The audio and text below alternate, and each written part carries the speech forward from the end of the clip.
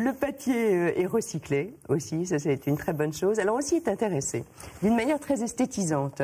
Dans les années 60, vous savez, il y avait Paco Rabanne, ensuite il y a eu le japonais, le couturier japonais, c'est Miyake, et qui se sont mis à faire des robes, mais vraiment des robes de couture, de haute couture. Et cet artiste qui fait des choses absolument délicieuses, belles, sophistiquées. Regardez.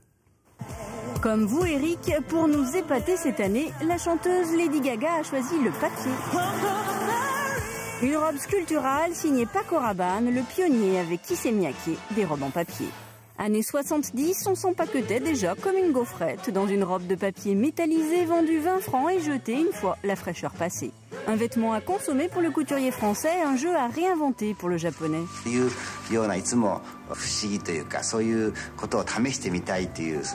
Et 40 ans plus tard, le papier n'est ni jauni ni terni, il est devenu tendance. Avec des papiers peints, Isabelle de Borge-Grave réalise des costumes historiques et Sylvain Edon des robes de mariée avec un drôle de papier.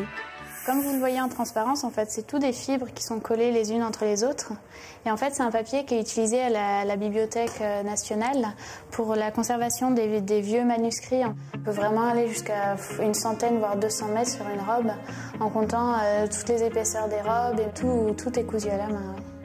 Depuis 14 ans, plus de 2000 robes ont ainsi été réalisées pour une clientèle plutôt haut de gamme, Zazie, Madame Emmanuelle Valls, qui recherche d'abord l'originalité pour un coût abordable.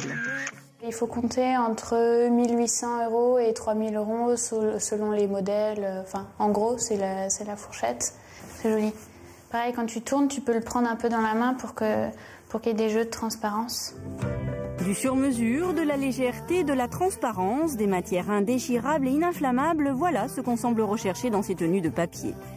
Et pour la petite histoire, on fait même des robes de mariée en papier toilette ou en Kleenex, éphémères comme les unions d'aujourd'hui, mais attention les yeux, c'est plutôt beau et ça plaît, puisqu'aux États-Unis se tient chaque année le concours 100% écolo de la plus belle robe de mariée en papier toilette. Ce sont des chefs-d'œuvre. Hein. C'est des chefs-d'œuvre de Chantilly, parfaits pour les dulcinés. Et de Troyes. Parfait, parfait. Non, mais bon, et je connais Isabelle de Borge-Grave, elle fait un travail incroyable, incroyable.